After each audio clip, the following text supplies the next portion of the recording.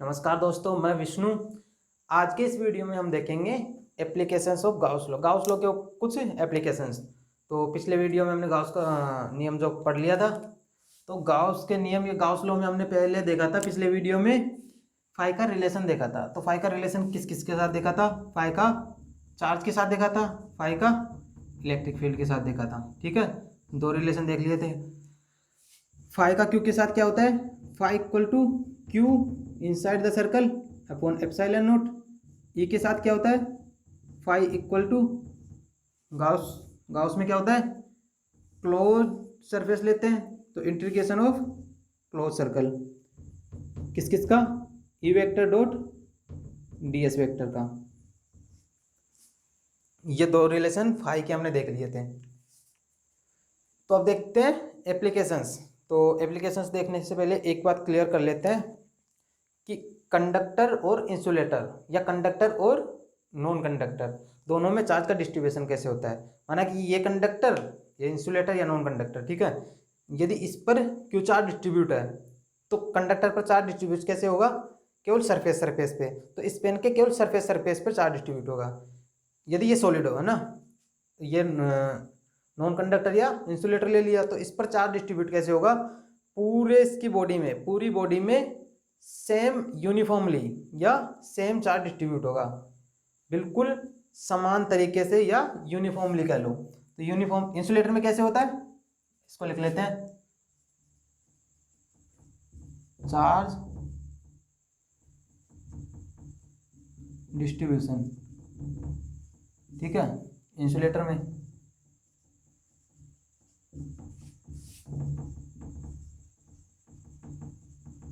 Uniformly, ठीक है, in whole body.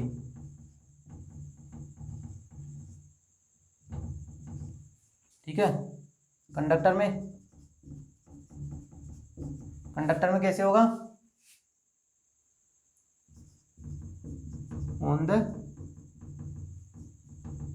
Surface.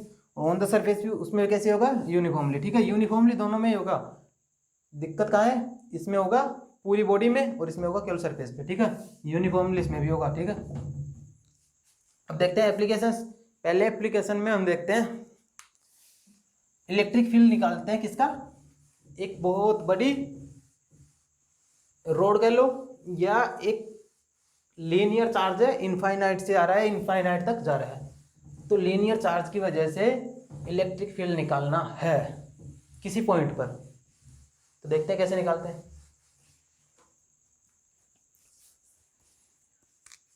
तो एप्लीकेशंस देखते हैं, डाल लेना एप्लीकेशंस ऑफ गाउस लॉ। ठीक है, तो इलेक्ट्रिक फील्ड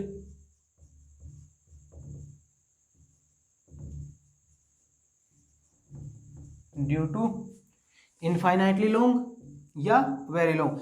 इनफाइनाइट ऐसे कुछ नहीं होता। ठीक है, इनफाइनाइट यदि कोई चीज़ हमारे बस की नहीं है, उससे डील करना हमारे बस से बाहर हो, तो उसको कह देते हैं इनफाइनाइट। तो जैसे अभी जो ले रहे हैं चार्ज, उसी को देख लेते हैं। कोई चार्ज आ रहा है इनफाइनाइट, बहुत दूर से आ रहा है, मुझे केवल इतना ही दिख रहा है वो। ठीक है, मुझे ये रोड इतनी ही दिख रही है, ठीक है, जिसकी लेंथ है एल। लेकिन ये रोड और भी आगे जा रही है। ठीक है, तो मेरे हिसाब से क्या है, मैं यहाँ खड़ा हूँ छोटा सा, मेरे हिसाब से क्या है, मुझे तो यहाँ तक दिख रहा है, लेकिन ये और भी आगे जा रहा है, तो मेरे हिसाब से इनफाइनाइट तक जा रहा है। ठीक है, तो इसी को इनफाइनाइट कह दिया। तो जिसके साथ हम डील नहीं कर सकते या जो हमारी समझ से बाहर हो, उसको इनफाइनाइट कह देते हैं। ठीक है, जैसे कि ये अर्थ, अभी तुमको पता है अर्थ कैसी है? गोल होती है। लेकिन अब यहाँ हम खड़े होके देखते हैं, यहाँ एक आदमी खड़ा है, इसको क्या ये अर्थ गोल दिखती है? कभी कोई सड़क ऐसी बनती हुई, ऐसे जाती हुई दिखती है? ऐसी नहीं दिखती, बिल्कुल ऐसी सपाट दिखती है, बिल्कुल जैसे कि बिल्कुल एक सरफेस हो। तो अर्थ हमारे लिए क्या है? यदि पता नहीं होता तो अर्थ कैसी है? बिल्कुल इनफाइनाइट तक जा रही है, वैसा भी, और बिल्कुल सरफेस है। ठीक है, कोई गोलाई नहीं है, कोई करुलिया नहीं है। ठीक है, यदि हम ये पढ़ नहीं चुके होते तो। वैसे इनफाइनाइट, वैसे डिसाइड है। इनफाइनाइट को ऐसे नहीं कह सकते कि वहाँ जाके थोड़ा सा दूर वहाँ इनफाइनाइट है, फिर मैं कह दूंगा इनफाइनाइट से 0.0000001 और प्लस कर ले इसमें, इनफाइनाइट से बड़ा थोड़ा ले। तो इनफाइनाइट ऐसे कोई डिसाइड नहीं है, ठीक है, इनफाइनाइट कुछ नहीं होता। तो electric field due to infinite long, या इसको कह दो वेरी लॉन्ग, है ना, infinitely long linear charge distribution, ठीक है।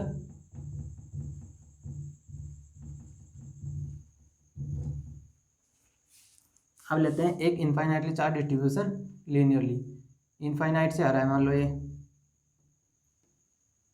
हमको विजिबल है इतना एल तक, इनफाइनाइट तक ही जा रहा है नीचे, ठीक है, इनफाइनाइट तक जा रहा है, ठीक है। यहाँ से यहाँ तक हमको एल लेंथ विजिबल है। तो हम कैलकुलेशन कहाँ करेंगे, एल में कर लेते हैं कैलकुलेशन। तो एल में एक मिडल पॉइंट लिया, मिडल पॉइंट से एक पी पॉइंट लिया, तो इस पी पॉइंट पे हम इलेक्ट्रिक फील्ड देख लेते हैं। इस चार्ज जो ये पॉजिटिव चार्ज मान लो कि इस पर समान रूप से यूनिफॉर्मली डिस्ट्रीब्यूट है,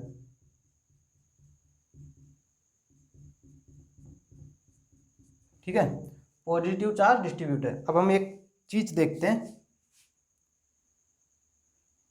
इसी क्वेश्चन से रिलेट कर लेते हैं इस चीज को। ये पी पॉइंट L/2, ठीक है, यहाँ पर एक चार्ज है DQ, ठीक है, यहाँ पर चार्ज है DQ, ठीक है, ये R है, ये लंबाई बिल्कुल इसके समान होगी, ये दोनों लेंथ समान होगी, ठीक है। तो इस वाले चार्ज की वजह से इधर एक इलेक्ट्रिक फील्ड होगा, माना कि E डैश, इस वाले चार्ज की वजह से इधर एक इलेक्ट्रिक फील्ड होगा, दोनों की लेंथ समान है, दोनों चार्ज समान है, ठीक है। तो इलेक्ट्रिक फील्ड भी वहाँ E डैश समान होगा, ये दोनों एंगल समान बनाएंगे, ये एंगल भी समान होगा थीटा। इधर जो कंपोनेंट होगा एंगल के साथ कोसाइन होगा उसका ई डैश का, तो इसको इधर लिखता हूं मैं, इस वाले की वजह से ई डैश कोस थीटा प्लस इस वाले की वजह से ई डैश कोस थीटा, तो 2 ई डैश कोस थीटा हो गया, ठीक है।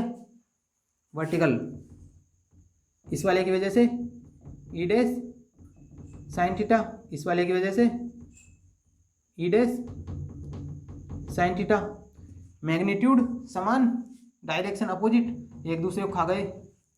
वर्टिकल में कोई इलेक्ट्रिक फील्ड नहीं आया, इलेक्ट्रिक फील्ड आया बिल्कुल हॉरिजॉन्टली, तो हॉरिजॉन्टली जो इलेक्ट्रिक फील्ड आया उसको कह दिया हमने कि ई इलेक्ट्रिक फील्ड आया, उसकी direction away from the charge, ठीक है। यहाँ पॉजिटिव चार्ज लिया है, पॉजिटिव चार्ज लिया तभी तो उधर इलेक्ट्रिक फील्ड आया, नेगेटिव लेते थे इधर आता है ना, इधर आएगा तभी भी हॉरिजॉन्टली आएगा, वर्टिकल वाले एक दूसरे को खा जाएंगे ना, वर्टिकल वाले एक दूसरे को खा गए, ठीक है, हॉरिजॉन्टली आया। अब यहाँ देखते हैं, यहाँ पर एक चार्ज है, छोटा सा टुकड़ा यहाँ है, छोटा सा ही चार्ज यहाँ है, इसका कंपोनेंट आएगा एक वर्टिकल ई डैश, वर्टिकल नहीं हॉरिजॉन्टली, वर्टिकल वाले खा गए, यहाँ चार्ज है उस उतनी दूरी पर यहाँ चार्ज है, वर्टिकल वाले खा गए प्लस ई डबल डैश मान लिया, ठीक है।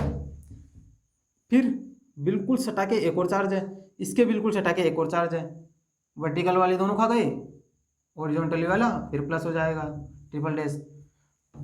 तो यहाँ पर सारे जो चार्ज है इनफाइनाइट से इनफाइनाइट तक, वर्टिकल वाले एक दूसरे से कैंसिल आउट और हॉरिजॉन्टली वाले ऐड होते जा रहे हैं, तो हॉरिजॉन्टल वालों को पूरे को ऐड करके माना कि ई है, ठीक है, ई। यहाँ पॉइंट लेते हैं अब एक, ठीक है,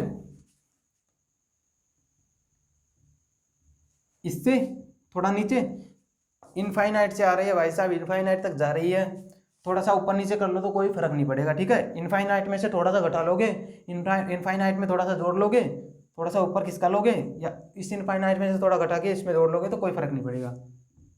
तो यहाँ चार्ज एक दूसरे को वर्टिकल को खा जाएंगे, हॉरिजॉन्टली वाले जुड़ेंगे, यहाँ चार्ज वाला यहाँ चार्ज वाले को खा जाएगा, सभी वर्टिकल वाले जुड़ जाएंगे, सॉरी वर्टिकल वाले कैंसिल आउट हो जाएंगे, और हॉरिजॉन्टली वाला ई सेम ई आएगा।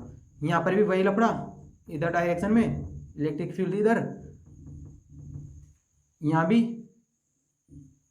इलेक्ट्रिक फील्ड इधर, यहाँ भी इलेक्ट्रिक फील्ड इधर, इलेक्ट्रिक फील्ड इधर जो आर है, आर डिस्टेंस, तो आर रेडियस पे इधर भी कुछ पॉइंट होगा, तो इसमें इलेक्ट्रिक फील्ड इधर की तरफ, इसमें इधर की तरफ, आर पे माना कि आर डिस्टेंस पे यहाँ भी एक पॉइंट होगा, माना कि आर डिस्टेंस पे ये एक पॉइंट है, ठीक है। तो यहाँ वर्टिकल वाला कैंसिल आउट हो जाएगा, इलेक्ट्रिक फील्ड इधर, ठीक है, इधर इधर इधर, बोर्ड के उधर भी आर डिस्टेंस पे बिल्कुल होंगे, तो बाहर की तरफ हो जाएगा, ठीक है, इलेक्ट्रिक फील्ड। तो अब क्या करते हैं, गॉसियन सरफेस बनाते हैं। एक गॉसियन सरफेस क्या होता है, एक क्लोज कर्व होता है। तो इसमें क्लोज कर्व कैसे बनाते हैं, पी पॉइंट पर इलेक्ट्रिक फील्ड फाइंड करने के लिए, पी पॉइंट पर फाइंड करेंगे तो पी पॉइंट पर इलेक्ट्रिक फील्ड ई, तो एक बना लेते हैं सिलेंडर, ठीक है, ये बना लिया सिलेंडर जिसकी रेडियस आर है, ठीक है, यहाँ से आर, ये आर, ये आर। तो इस सिलेंडर की जो ये कर्व्ड सरफेस है पूरी आर डिस्टेंस पे होगी इस वाले चार्ज से, तो इस पूरी कर्व्ड सरफेस पे इलेक्ट्रिक फील्ड बाहर की तरफ होगा, चारों तरफ होगी ये इलेक्ट्रिक फील्ड, और ये कर्व्ड सरफेस, और पूरे कर्व्ड सरफेस पे इलेक्ट्रिक फील्ड बाहर की तरफ, ठीक है, ये आर है ही। तो अब देखते हैं अलग अलग जगह पर फाई या इलेक्ट्रिक फ्लक्स। इलेक्ट्रिक फ्लक्स का रिलेशन हमने देखा था, phi equal to gaussian surface ले रहे हैं तो cross integration of E vector dot D S vector, ठीक है, E vector dot D S vector, इसको close integration of E vector dot product को हटाने के बाद D S vector cos theta, ठीक है, ऐसे होता है। तो क्या है इलेक्ट्रिक फील्ड, इलेक्ट्रिक फील्ड हमको पता है हर जगह पर बाहर की तरफ है, ठीक है, यहाँ से इधर की तरफ, यहाँ भी इधर की तरफ भी होगी, यदि पॉजिटिव चार्ज है तो away from the charge, negative है टुवर्ड्स द चार्ज, ठीक है, सभी बाहर की तरफ। सरफेस, यहाँ पर सरफेस कितने हैं, एक तो ये पूरा जो कर्व सरफेस है ये, तो इसको मान लेते हैं यहाँ पर मान लेते हैं एक, इसको मान लेते हैं पहला सरफेस या S1 मान लेते हैं, ठीक है, एक वाला ये वाला भी क्लोज है, बिल्कुल पैक कर दिया इसको, तो इसको कह देते हैं S2, ठीक है, इसको कह देते हैं S3, ठीक है।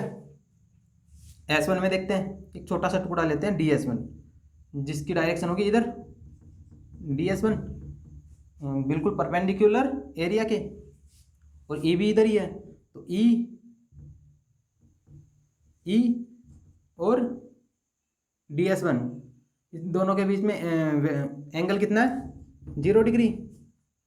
अब आए यहाँ, चलो यहाँ जाओ S2 में यहाँ ले लिया एक छोटा सा सरफेस एरिया, ठीक है, इसकी डायरेक्शन ऊपर की तरफ DS2, इलेक्ट्रिक फील्ड पता है हमको इधर की तरफ है, सरफेस वेक्टर ऊपर की तरफ, एंगल बना रहा है 90 डिग्री, वही फंडा इधर, यहाँ पर लिया एक छोटा सा surface vector DS3, electric field इधर, एंगल 90 डिग्री, ठीक है। तो 3 सरफेस एरिया है यहाँ पर, पहला कर्व्ड, दूसरा ऊपर वाला, तीसरा नीचे वाला, ठीक है। तो 3 फ्लक्स होंगे और तीनों को जोड़ के टोटल या रिजल्टेंट फ्लक्स निकालेंगे, टोटल फ्लक्स, रिजल्टेंट नहीं टोटल फ्लक्स कहेंगे, ठीक है। तो फाई इक्वल टू क्या होगा, φ1 प्लस φ2 प्लस φ3, φ1 क्या होगा, इसकी वजह से close integration of E DS1 cos theta क्या है 0 plus close integration of E यहाँ पर DS1 है ना, DS2 कोस 90 है ना, ये S1 की वजह से S2 प्लस S3 की वजह से E DS3 और E के बीच में एंगल 90 डिग्री, कोस 90, ठीक है। कोस 90 क्या होता है 0, ये और ये 0 हो जाएंगे, तो फाई क्या आ जाएगा, E समान है सभी जगह, सारे पॉइंट्स पर ई सेम होगा ना, अभी देखा था। तो ई को बाहर निकाल लेते हैं सभी वेक्टर से। तो ई बाहर निकला, क्लोज इंटीग्रेशन ऑफ ds1। अब ये देखना है ये क्या होगा। ds1 क्या है, ये पूरे ये जो एक कर्व सरफेस है इसका एरिया का क्या हो जाएगा, integration of ds1 plus ds1 यहाँ भी एक ds1 पूरे यहाँ ds1 छोटा छोटा चारों तरफ के ds1 को सम किया जाए सारे ds1 का, तो क्या आ जाएगा, ये पूरी जो कर्व सरफेस है इसका एरिया। तो इसको कैसे निकालते हैं, हमारे पास नीचे एक सर्कल है, ठीक है, सर्कल की एक बाउंड्री ले ली। सर्कल की बाउंड्री क्या है, 2πr। एक बाउंड्री के ऊपर दूसरी तीसरी चौथी पांचवी छठी सातवीं आठवीं 10वीं 50वीं 20वीं 50वीं 1000वीं 1500वीं लाखवीं, जहां तक ये एल लेंथ तक जितनी बाउंड्रीज एक के ऊपर एक रकाब में आए, तो एल लेंथ तक जितनी बाउंड्री आएगी उनको जोड़ दिया जाए तो ये टोटल सरफेस एरिया निकल जाएगा पूरा। तो S1 किधर कैसे निकलेगा, 2πr को कहाँ तक जोड़ दिया जाए, L तक, तो L से मल्टीप्लाई कर दो इसको, ये पूरी बाउंड्री निकल गई, ठीक है। तो ये वाली कैलकुलेट हो गई हमारे पास। तो क्या आ गया,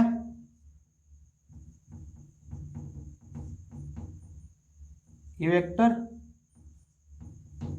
एंड S1 वेक्टर, ठीक है।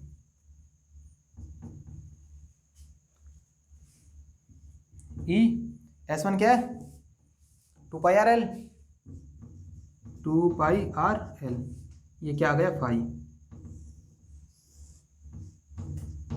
इसको कह दिया हमने स्टार, ठीक है। हमने क्या एक रिलेशन काम में ले लिया। दूसरा रिलेशन क्या होता है फाई का, phi equal to Q inside this close surface upon epsilon naught. Q inside कैसे निकालेंगे, इसमें हमने कहाँ तक पैक किया है, एल लेंथ को पूरी पैक कर दिया इस गॉसियन सरफेस में। तो एल लेंथ में कितना चार्ज है वो निकाल लेंगे हम। चलो एल लेंथ में चार्ज निकालते हैं कैसे, लीनियर चार्ज डिस्ट्रीब्यूशन में हमने अभी पहले देखा था थोड़ी देर पहले, linear charge density, areal charge density और वॉल्यूम चार्ज डेंसिटी होती है, ठीक है। Lambda sigma and rho. Lambda होता है Q अपॉन L, सिग्मा होता है Q अपॉन A, रो होता है Q अपॉन V। इसको कहते हैं linear charge density, area charge density और वॉल्यूम चार्ज डेंसिटी। तो यहाँ पर लीनियर है तो हमको काम किससे है, लीनियर चार्ज डेंसिटी से, इन दोनों से कोई मतलब नहीं है। Q इसके अंदर कितना चार्ज है, तो इस वाले सरफेस के अंदर कितना चार्ज है, माना कि क्यू इन इसके अंदर चार्ज है, ठीक है, क्यू इन अपॉन एल। तो क्यू इन कैसे निकाल लेंगे, यहाँ से क्यू इन निकाल लो, lambda multiply by L. Lambda क्या है, लीनियर चार्ज डेंसिटी इसकी, या आसान भाषा में कहें तो ये चार्ज कितना डेंस है, कितने पास पास ये चार्ज डिस्ट्रीब्यूट है, वो डेंसिटी है लैम्बडा। उसको एल से मल्टीप्लाई कर दो तो यहाँ से यहाँ तक का पूरा चार्ज निकल जाएगा, ठीक है। तो यहाँ रखते हैं, तो यहाँ से फाई क्या आया, Q in lambda L upon epsilon naught, ठीक है, lambda L upon epsilon naught, इसको कह लो सेकंड स्टार। तो दोनों स्टार फाई को बता रहे हैं, तो star should be equal to double star, ठीक है, दोनों इक्वेशन सेम होनी चाहिए। तो क्या आ जाएगा, lambda L equal to epsilon naught, ये किसके बराबर होना चाहिए, ई 2πr एल, यहाँ भी एल यहाँ भी एल, एल एल खा गए, तो ई क्या आया यहाँ से, lambda upon 2π epsilon naught R, ये आ गया इलेक्ट्रिक फील्ड, ठीक है, ठीक है, इलेक्ट्रिक फील्ड आ गया जो कि हमको निकालना था। इलेक्ट्रिक फील्ड अब पी पॉइंट पे निकालना था, लेकिन ये हर सरफेस, इस सरफेस पे, पूरी सरफेस पे कहीं भी है, ठीक है, हर जगह पर यही आएगा। इसकी डायरेक्शन क्या होगी, अवे फ्रॉम द सरफेस, ठीक है, इसकी डायरेक्शन बाहर की तरफ निकली हुई होगी, है ना। एन कैप लगा लो, एन कैप पता ही है किधर की तरफ है, इस सरफेस से बाहर की तरफ, है ना। अब देखते हैं इस पे बेस्ड एक प्रॉब्लम।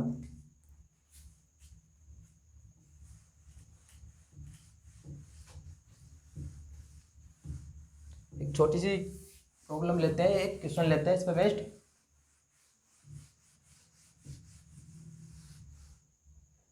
इसको बना रहने देते हैं, चलो।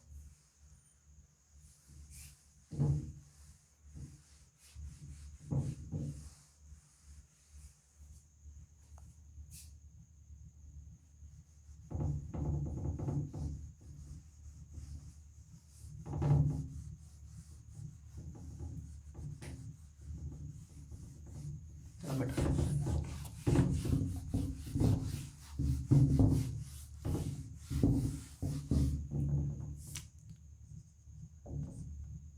क्वेश्चन में दिया गया है हमको वही एक इनफाइनाइटली लॉन्ग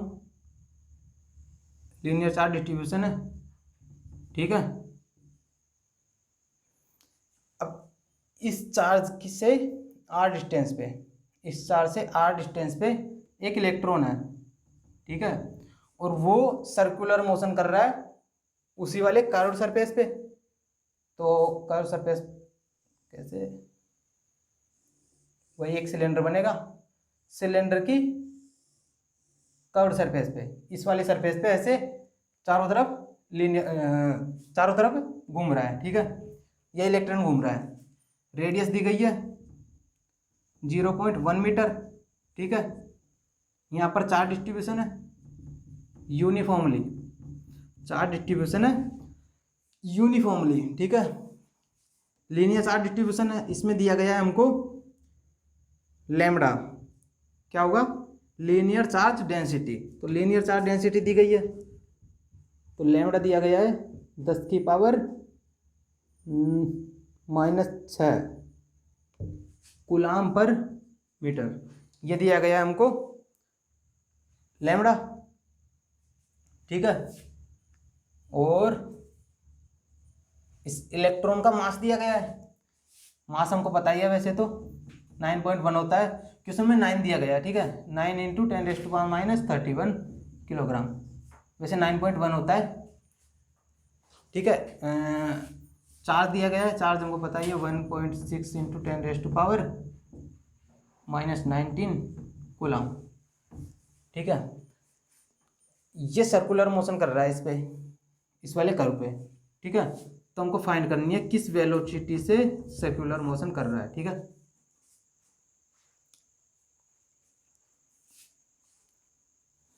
इसको वहाँ लिखते हैं, ई दिया गया है एंड वेलोसिटी हमको फाइंड करनी है, ठीक है। ई दिया गया है 1.6 10⁻⁹ कूलम, ठीक है। जो यहाँ ये इलेक्ट्रॉन है, यहाँ पर पॉजिटिव चार्ज है, ठीक है, इस पूरी रोड पे इलेक्ट्रॉन को ये पॉजिटिव चार्ज जो फोर्स लगाएगा वो किधर लगाएगा, ये कहेगा आजा इधर की तरफ, फोर्स ऑन इलेक्ट्रॉन। लेकिन ये इलेक्ट्रॉन सर्कुलर मोशन कर रहा है, तो जब कोई चीज़ सर्कुलर मोशन करती है, ठीक है, आर रेडियस पर, तो बाहर की तरफ क्या लगता है उस पर, एक स्यूडो फोर्स, जिसको कि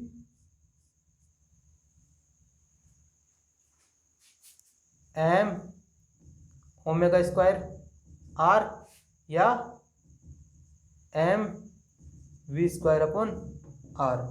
यहाँ पर यदि कोई पार्टिकल है जिसका कि मास m है, तो ये दोनों एक ही चीज़ है, ये बाहर की तरफ इतना फोर्स लगेगा, ठीक है, जिसको कि सेंट्रीफ्यूगल फोर्स कहेंगे, जो कि स्यूडो फोर्स में गिना जाता है।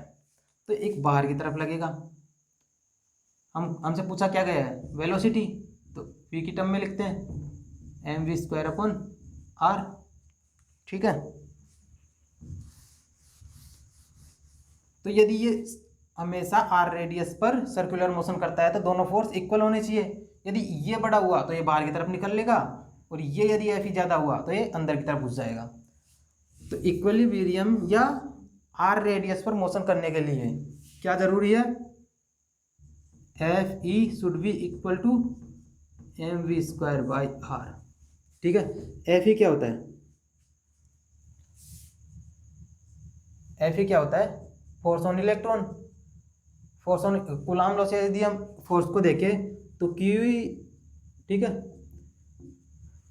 दोनों वेक्टर है, क्यू ई,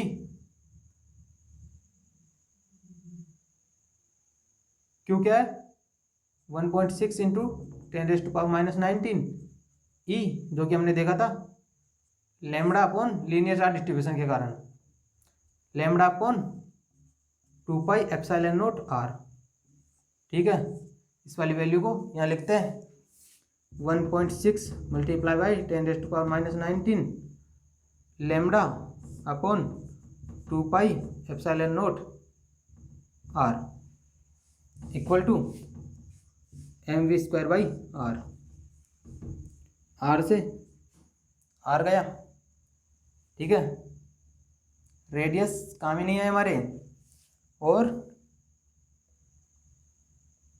अब सभी की वैल्यू लिख देते हैं। तो v इक्वल टू क्या जाएगा, या 1/2 पाई epsilon not, 1/4 pi epsilon not क्या होता है के, तो ऊपर नीचे दो से मल्टीप्लाई कर दिया जाए तो 1/4 पाई एप्सिलॉन नॉट बन जाएगा, और 1/4 पाई एप्सिलॉन नॉट क्या आ जाएगा के। ठीक है, इसको मल्टीप्लाई किया तो 3.2 इंटू 10⁻⁻⁹ लैम्बडा का मान ये रहा 10⁻⁻6 कूलम पर मीटर। ठीक है, डिवाइडेड बाई, इसको तो के लिख ही दिया था हमने, इसको तो के लिख ही दिया था, तो डिवाइडेड बाई 1 या कुछ नहीं। यदि वेलोसिटी निकालनी है तो m को नीचे भेजेंगे, divided by m equal to V square, और यदि v निकालना हो तो इसका अंडर रूट, m की वैल्यू पुट कर देते हैं। तो m की वैल्यू होती है, यहाँ दी गई है, जो कि 9 इंटू 10⁻⁻31। ठीक है, के की वैल्यू पुट करते हैं आप, के की होती है 9 इंटू 10⁻⁹ नहीं 10⁹ 9 into 10⁻⁹ multiply by 3.2 into 10⁻19 and 6 -25 divided by 9 into 10⁻⁻31 का अंडर रूट, ये आ जाएगा v। ठीक है, 9 से 9 गया 31 है। ठीक है, 9 या इस 31 को ऊपर लेके गए तो प्लस का 6। ठीक है, इसको इधर सोल्व करते हैं, v equal to under root में क्या क्या है, 9 से तो 9 गया ही, 10 की पावर -31 को ऊपर लेके गए तो +31, +31 में से -25 गए तो 6 बचा, 6 एंड 9 10⁻6 एंड 9 15। ठीक है, एंड 3.2 मल्टीप्लाई बाई 3.2। ठीक है, 3.2 को 32 लिखते हैं और 10⁻14 लिखते हैं। ठीक है, और 32 को लिखते हैं ऐसे 16 मल्टीप्लाई बाई 2 इंटू 10⁻14, 10⁻14 बाहर आया तो 10⁻7 multiply by 4 under root 2, under root 2 होता है 1.414। ठीक है, तो 4 मल्टीप्लाई बाई 1.414 10⁻7 मीटर पर सेकंड, या 4 से मल्टीप्लाई कर लो,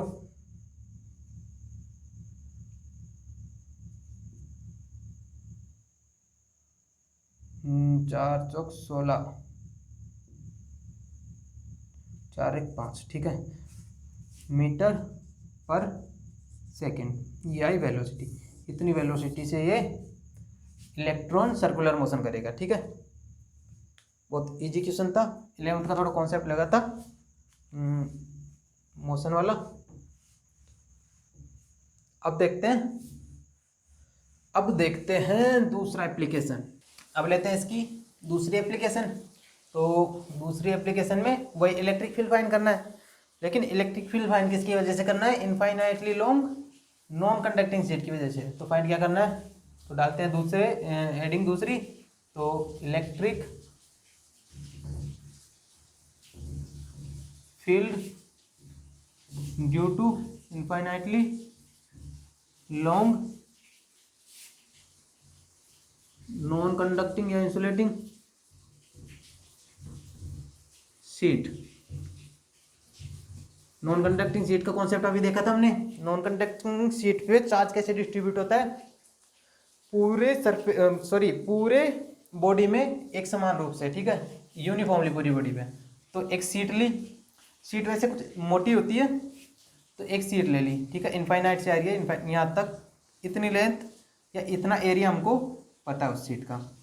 थोड़ी झुकी हुई शीट ली, इनफाइनाइट से आ रही है मान लो ये, और इनफाइनाइट तक जा रही है, इतनी लंबी, ठीक है। इस पर यूनिफॉर्मली चार्ज मानो कि पॉजिटिव चार्ज है। पॉजिटिव और नेगेटिव चार्ज लेने से क्या फर्क पड़ता है? पॉजिटिव और नेगेटिव चार्ज लेने से फर्क इतना ही पड़ता है कि इलेक्ट्रिक फील्ड की डायरेक्शन चेंज हो जाती है, ठीक है। तो अभी पिछले वाले एप्लीकेशन में क्या था? इलेक्ट्रिक फील्ड इधर आ रहा था, away from the surface, positive charge लिया था हमने, नेगेटिव लेने पर चार्ज की तरफ आ जाएगा, ठीक है। तो इसमें फाइंड करते हैं इलेक्ट्रिक फील्ड। ये सीट है, अब इसमें तुम लगाओ गाउस का नियम, इसमें गॉसियन सरफेस बनाओ, ठीक है। ये पूरी सीट है ऐसे, इतनी चौड़ी और लंबी का तुमको पता ही नहीं है, ठीक है। लंबी कितनी है इसका हमको पता नहीं है, लेकिन इतनी चौड़ी सीट है। अब इसको गॉसियन सरफेस में बंद करो, बनाओ। तो गॉसियन सरफेस अभी ऐसे इजी, मतलब सभी शेप या सभी तरह के चार्ज को हम गॉसियन सरफेस में बंद करें, ये अभी समझ में थोड़ी देर बाद में आएगा, ठीक है। तो अभी क्या करते हैं, इतना सा सर्कल ले लेते हैं, सर्कल बिल्कुल गोल, तो ये ऐसे दिखेगा क्योंकि चार्ज, ये सीट थोड़ी मुड़ी हुई है, सर्कल बिल्कुल ऐसे है ना। तो इतना सा सर्कल लेते हैं, इसमें कुछ चार्ज होगा, ठीक है। इस सर्कल पर इस सीट पर यूनिफॉर्मली चार्ज डिस्ट्रीब्यूट है, और चार्ज डेंसिटी क्या है? सिग्मा, जो कि है Q/A,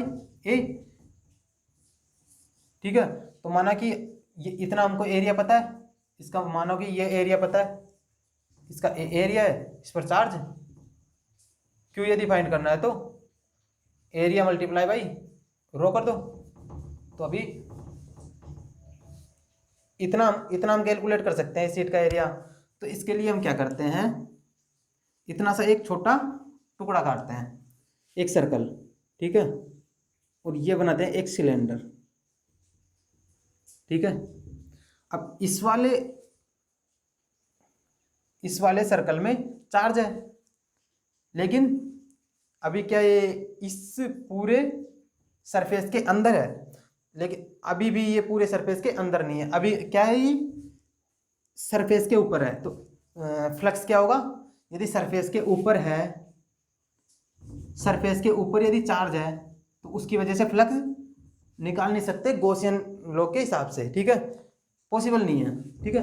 तो फ्लक्स निकालने के लिए क्या करेंगे, इसको बंद करना पड़ेगा। इसको कैसे न कैसे, इतना सा चार्ज लिया है ना हमने, इस चार्ज को कैसे न कैसे इस गॉसियन सरफेस के अंदर लाना पड़ेगा।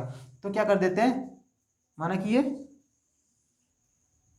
आर लेंथ है इस सिलेंडर की, तो इस सिलेंडर को इतना ही और बढ़ा देते हैं इधर आर तक, ठीक है, आर इतना ही बढ़ा लो, जिससे कि सिमेट्रिसिटी भी आ जाए, और अब ये चार्ज बिल्कुल पैक हो गया। ये बीच में जो चार्ज है इस सर्कल में ये बिल्कुल पैक हो गया, ठीक है। अब ये पूरा सिलेंडर बन गया एक, ठीक है। माना कि ये सरफेस S1, ये S2, S1 और S2 बिल्कुल सेम होगी, तो S1 और S2, S1 equal to S2 होगा, ठीक है। और इसको S के बराबर मान लो, कि इसको मान लो S, ठीक है। मानो कि S है, और एक सरफेस है कौन सी, ये कर्व सरफेस पूरी, ये वाली पूरी कर्व सरफेस चारों तरफ, ठीक है। इसको क्या कह दिया कि S3, ठीक है।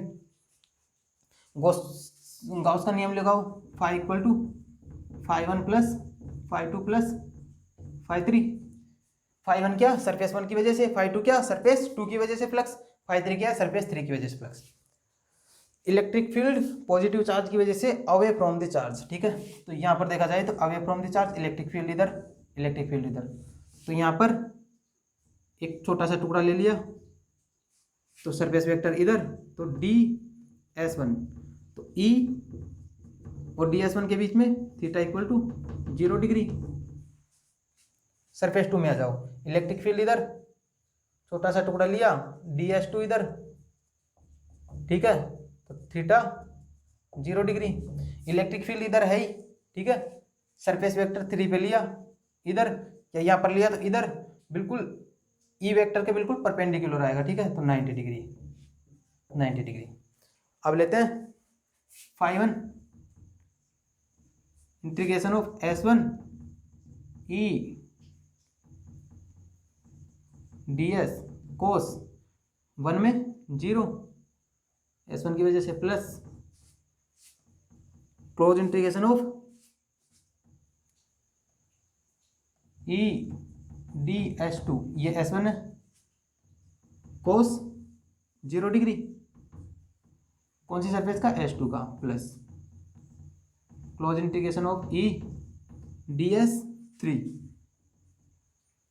cos ऑफ 90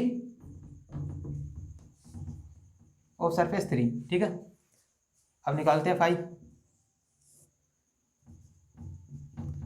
क्या है, ये 0 हो गया, cos 90 0 होता है। ई दोनों कॉमन बाहर निकाल लिया, ई को बाहर निकाला, ठीक है। इंटीग्रेशन ऑफ S1 और S2 बराबर है, तो ds1 और ds2 बराबर होंगे, ds1 ds2 बराबर होंगे, ठीक है। और उसको लिख लेते हैं S, ठीक है। तो ds plus integration of ds, ठीक है। इसको लिख लेते हैं E two integration of ds, ठीक है। तो 2 बार ले लेते हैं, इंटीग्रेशन ऑफ ds, इसका इंटीग्रेशन माना कि S है, ठीक है। तो इसको लिख लिया S, माना कि ये एरिया S है तो वो भी ऐसी होगा, तो ये लिख लिया फाई। तो इस गॉसियन सरफेस से टोटल फ्लक्स निकलने वाला कितना है, इतना। अब लगाते हैं गॉस का नियम दूसरा, तो इसको दे देते हैं स्टार नाम।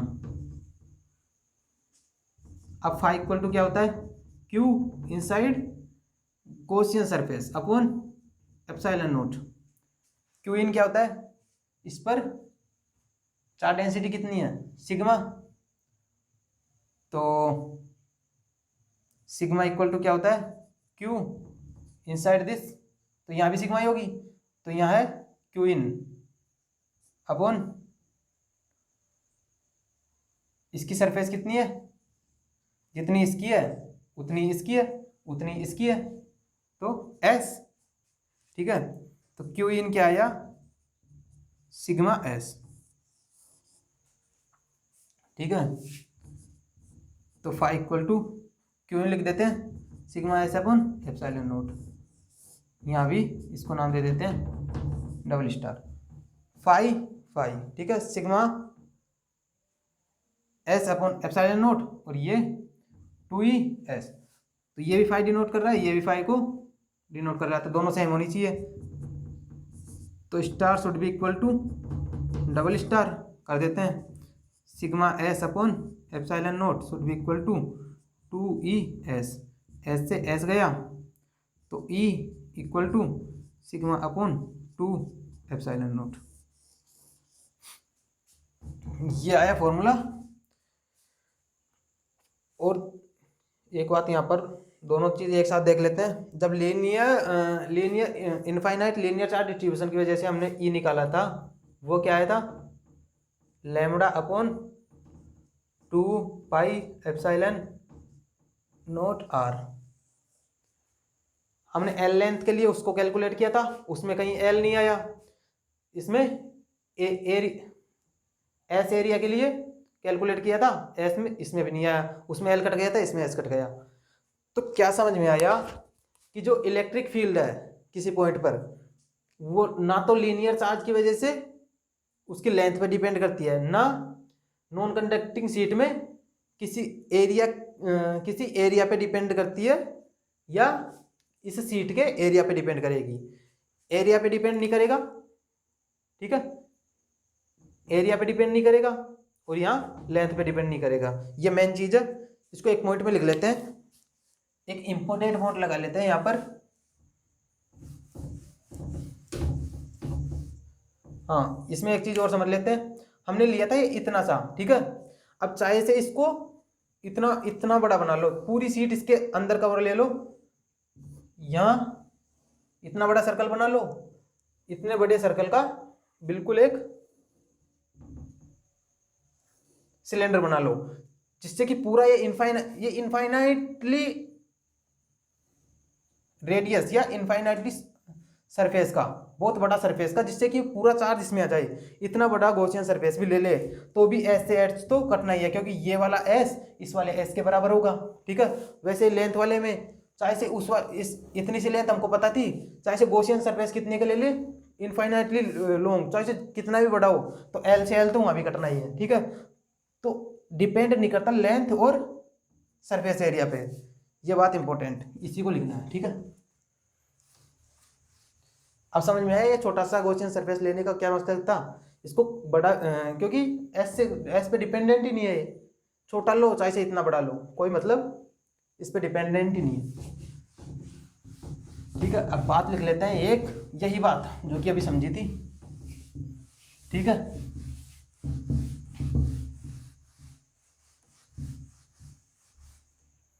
अभी दो चीज पढ़ी है हमने, तो दोनों चीजों की वजह से लिख लेते हैं।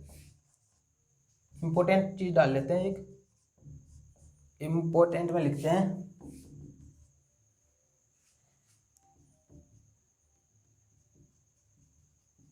इलेक्ट्रिक फील्ड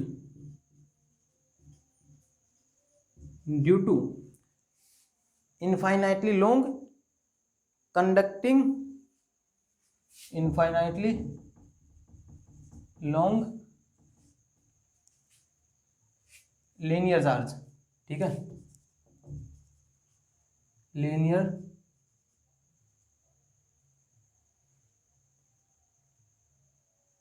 इसको ऐसे लिखते हैं, electric field does not depends on length of infinitely long conducting या infinitely long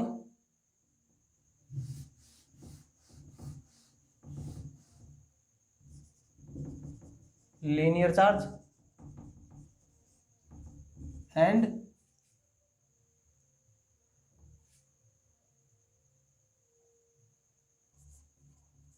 does not depends on infinitely long non-conducting sheet, infinitely long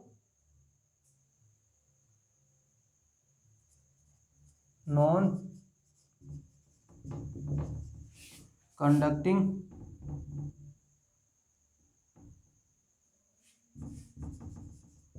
sheets